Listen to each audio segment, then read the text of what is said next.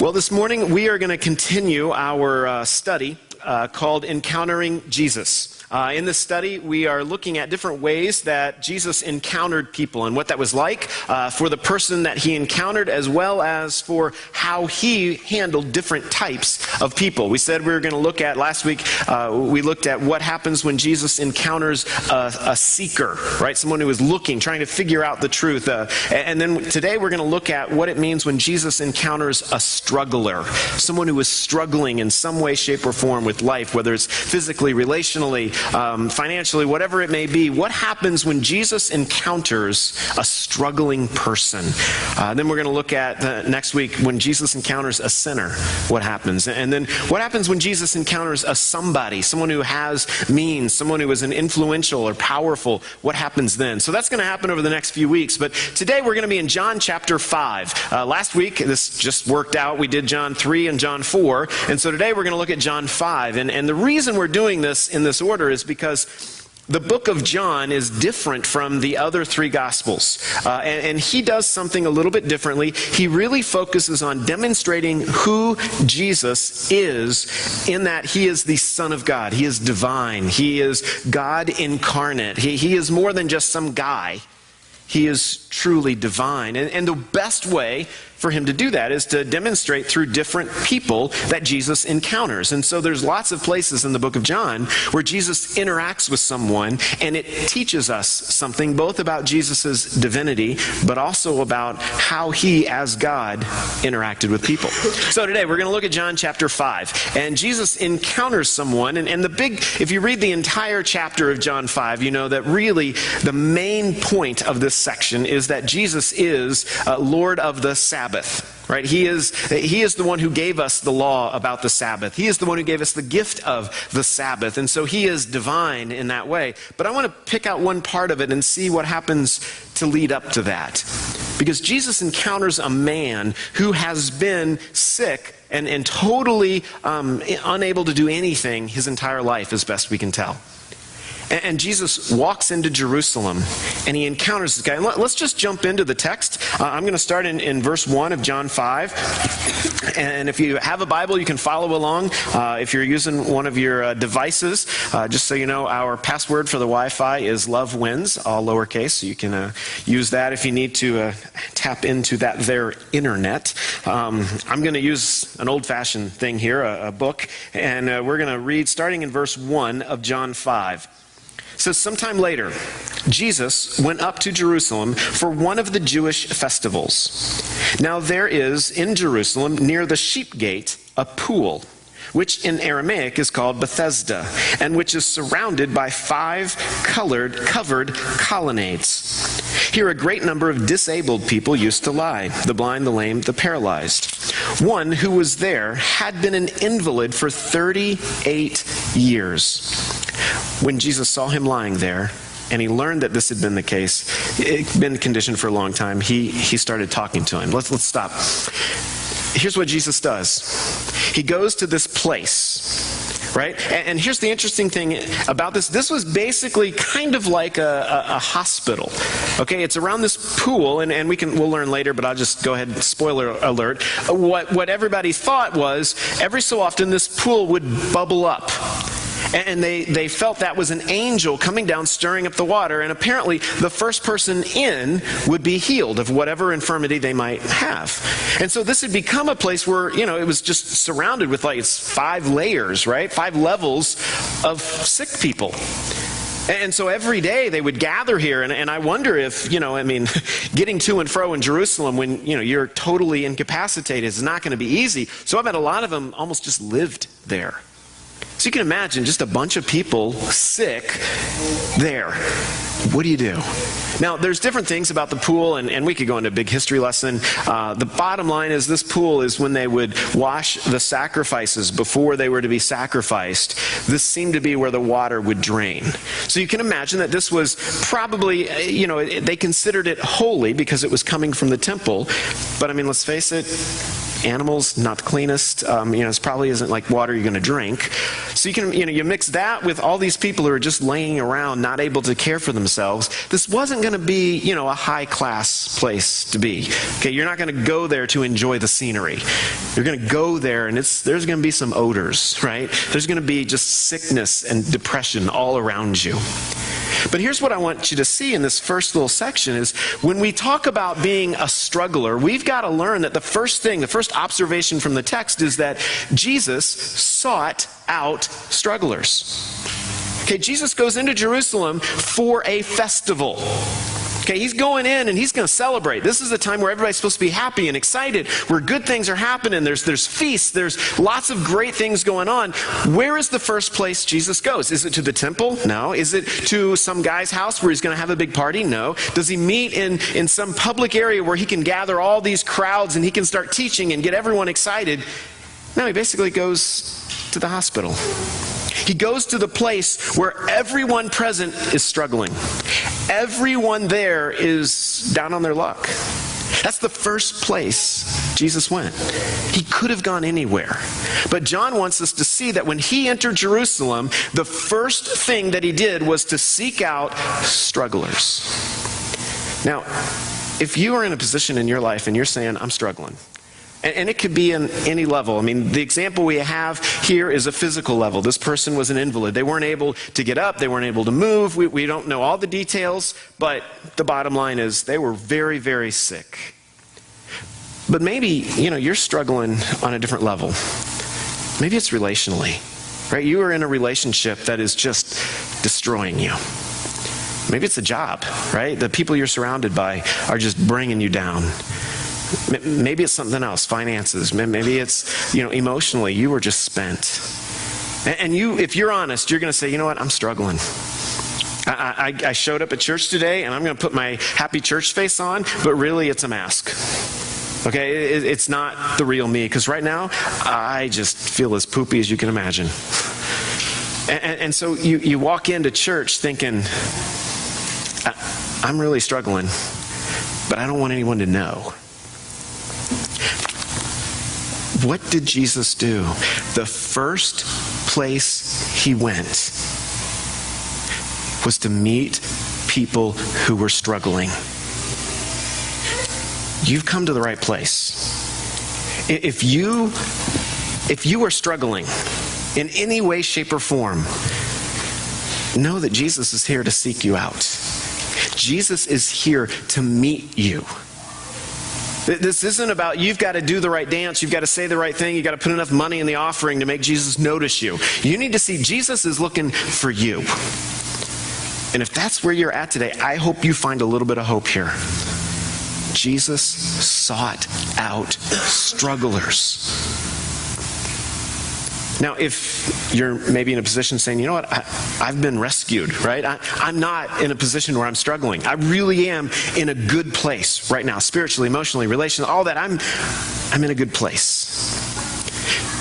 Then I want you to see if we are going to be like Christ, we're going to have to seek out people who are struggling. We need to make room for people who may not have it all together. In church, in our life, in our homes, in our families, we need to make sure that just like Christ, we are making room for these type people who don't have it all together. Who are dealing with rough things, rough times. I mean, this is why as a church, we support Family Promise. Because these are people, these are families who are out of a home for one reason or another. It doesn't matter. The bottom line is they are in a place of struggle. So we say, you know what? What would Christ do? He would meet them. He would seek them out and do what he could.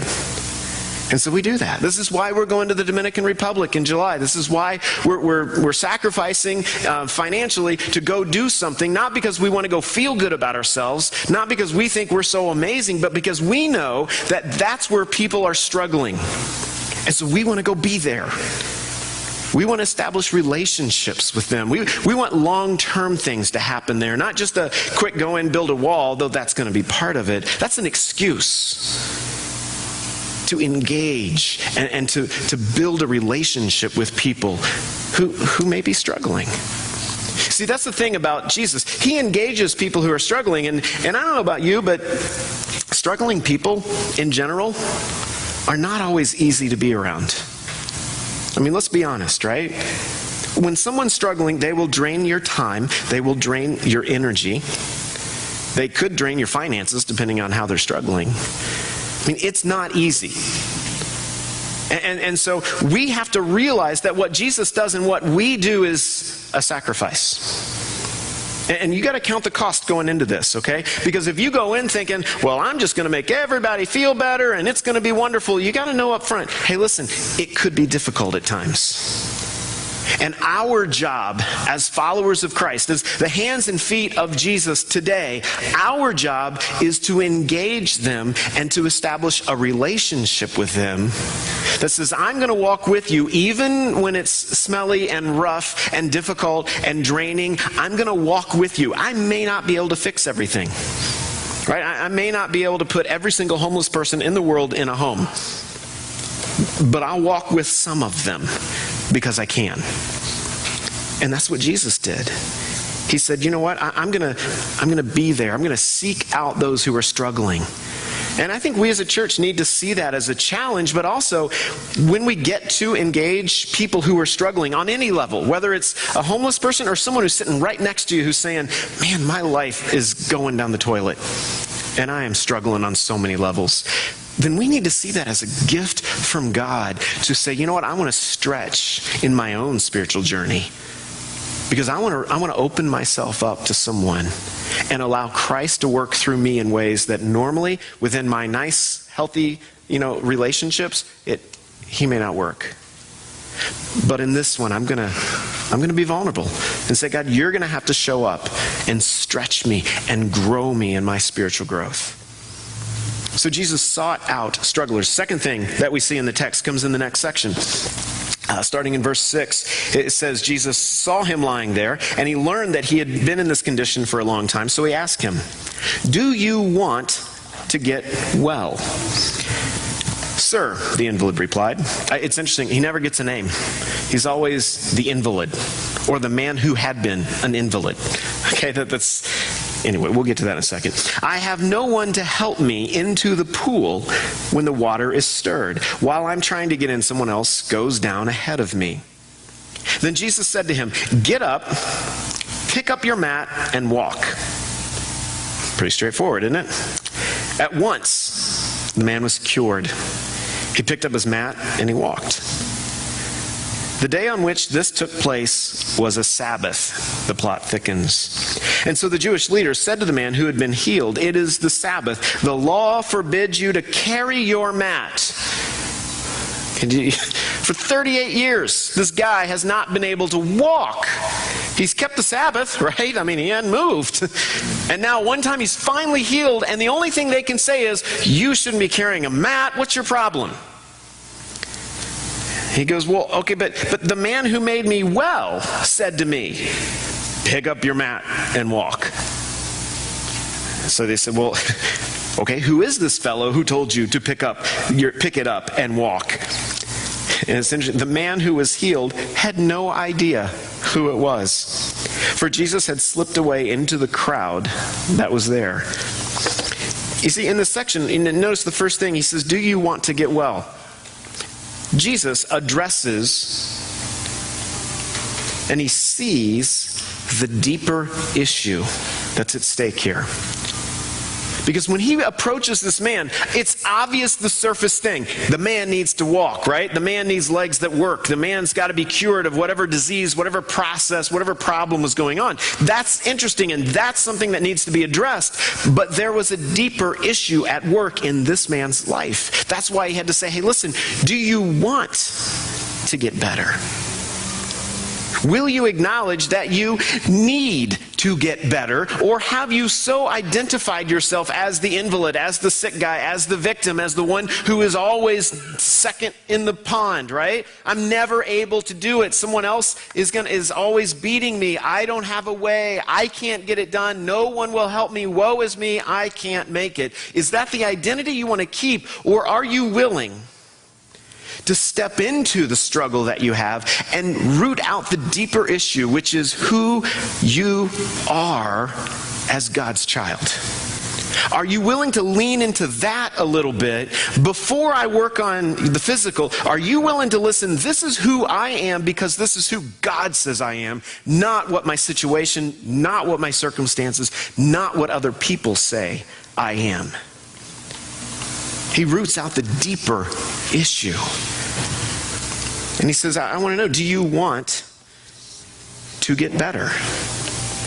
The team going to the Dominican is reading a book called When Helping Hurts. And the idea is sometimes we as Americans especially go into third world country type places and we go in, we get a God complex. We go in saying, you know what, we've got money, we can fix things, we could do it. If they just listen to us, everything would be better. And we only look at the surface things. We see they don't have resources, so we think, oh, we'll just give them resources. And we miss the deeper issues that are at play. And so sometimes we actually hurt them by trying to help them. Because we address surface things, but we don't fix the things underneath, or we don't introduce Christ into the deeper issues. And so we have to wrestle with that at times. Okay, so we go and we build a wall, but what are we doing to establish spiritual growth? What are we doing to introduce the gospel to this group of people who need to hear about hope? And there are times that, let's face it, when we understand theologically what happened at the fall, right? Genesis chapter 3, Adam and Eve, the garden, they eat the fruit, and so we fall. Okay, that's a nice story, but we got to understand the depth of this. It is way more than two, naked people eating fruit and then noticing they're naked. Okay, it's more than that. There is depth to this that goes, theologically, look what happens. Theologically, these two people, all of a sudden, they realized and they felt guilt before God. We were not created to experience guilt. That was not the intention. So theologically, there was a problem. Sociologically, right? What did they start doing? Adam, he goes, well, the woman made me do it. And the woman said, well, the snake made me do it. They go on blaming each other. And so there's a relational gap that happens because of this sin. Psychologically, internally, what happens? They start to feel shame. This is what they sewed fig leaves together so that they could cover themselves because they were ashamed. We weren't supposed to be ashamed. But that was a rift in who we are that the fall caused. And even we learned that, the ground was cursed. And so the only way that they could make a living now was through the sweat of their brow, and that there would be thistles and thorns that would impede their work. And so there's at least 4 different areas that we see the fall infected. So when we come in and we see someone struggling, we need to realize this is not just, they need help with, a physical need. We need to see that there are deeper things at play, and sometimes as followers of Christ, our job is not to just fix a problem. Our job is to say, where is the rift? How can we help them to re-engage God and get rid of the guilt that they feel in the presence of God? What do we need to do sociologically, right? Relationally, what do we need to do to help bridge the break that has happened between them and their brother, their friend, their coworker, their fellow countrymen? What do we need to do to bridge those relationships within themselves? What do we need to do? And this is what Jesus was doing with this man. What do we need to do to help them move out of this feeling of shame? How can we help them understand their new identity as children of God? You see, Jesus noticed and he saw the deeper issue. When we, as followers of Christ, engage people around us who are struggling, one of the things we need to pray for wisdom in is to say, God, what's the deeper issue? Yeah, I see they can't pay their rent this month. Yes, we can deal with that. But what's the deeper issue? Where's the break in their where's the core issue in this? But why is this person always in unhealthy relationships? What can we do to step into that area of their life? And as someone who's struggling, be ready for Jesus to ask you some tough questions. Because oftentimes we get this mentality, well, if only I had a little more, if only this would happen, I could break out of this. If only this, if only. And sometimes it's deeper than just needing an extra few bucks. And sometimes we need to step back and start asking ourselves difficult questions as to why we're constantly in this position. And that's where hopefully you've got some wise people around you who can help you root out. Is it shame? Is it guilt? Is it blame? I'm always blaming someone else. I'm never owning my own stuff. Because ultimately, we need to understand who we are. I am not a victim. I am not the invalid. I am not the one who no one helps get into the pool. I am not that guy who's been here all of his life. I am not that guy. I am the one that Jesus spoke to. I am the one that Jesus healed, that Jesus gave hope, that Jesus spoke words of wisdom into. I am the one who Jesus says, you are my child. Are you willing to actually hear that as you engage the struggle that you might be part of? Last part here. Verses 14 and 15, interesting turn. Later, Jesus found him at the temple and said to him, see, you are well again. Stop sinning, or something worse may happen to you. The man went away and told the Jewish leaders that it was Jesus who had made him well. Interesting turn. And quite honestly, it's a bit confusing. Okay, we don't know exactly what Jesus meant in each of these. When he says stop sinning, there's no background for us to know exactly what he was talking about. Was there some specific thing the guy was doing right then? We don't know. But look what he says. It says, later Jesus found him where? At the temple. Why would he go to the temple first? Because guess what? For 38 years, he wasn't allowed in the temple. He couldn't get to the temple. He couldn't worship God in the temple. And in the Jewish mindset, if you're not in the temple, you're not worshiping God. First place he went, the temple, to worship. And then he says, stop sinning. See, here's the thing. This guy had his if only actually happen, right? If only I had someone to help me. Jesus says, I got a better thing. That you don't, just because you think that's the only way to get better, you need to understand there's a new way.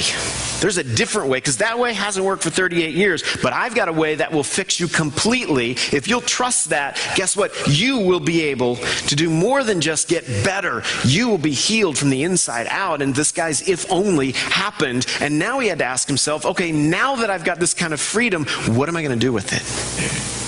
Because for 38 years, his infirmity had kept him from sinning in a lot of ways, right? I mean, if you can't move, you're not going to break Sabbath laws, right? You're not going to steal things, because guess what? You can't move. You're not going to do a lot of things, but all of a sudden, when you get that freedom back, how are you going to handle that responsibility? Because that's the last thing. Release brought responsibility.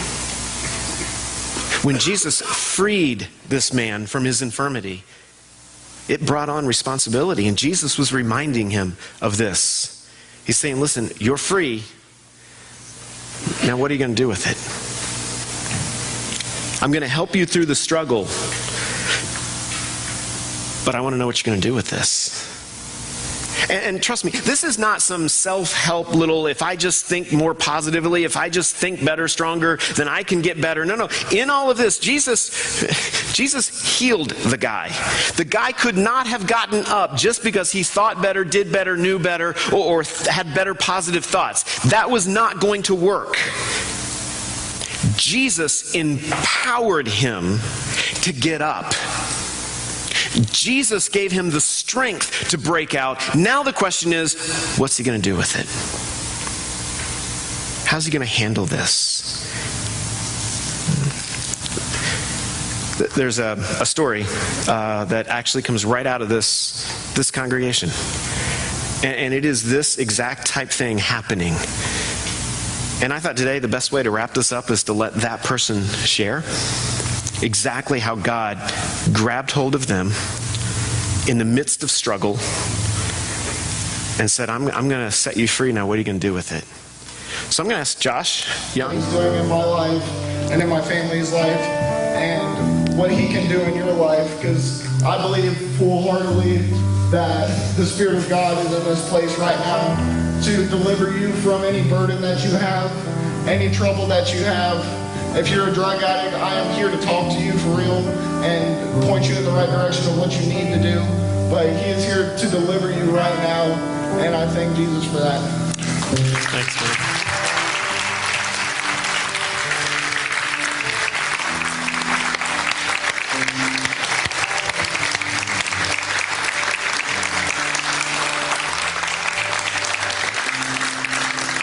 Why don't you stay standing, and we're just going to sing a song and close things out. And let me just tell you, this front area, if you want to come pray, this is the place. I mean, come on, you're in church. Where else can you go? And know that there are people here who are going to pray with you. And whatever it is you might be struggling with, or maybe you know someone who is struggling and you need to pray for them, we got a few minutes left. Don't miss this chance. And let me just tell you, I'll be the first one down here. Because I know, that my family struggles. We've been going through stuff lately. And just like Josh, I recognized God meets you there. And he'll meet you here. Lord, I pray that today you would meet people where they're at.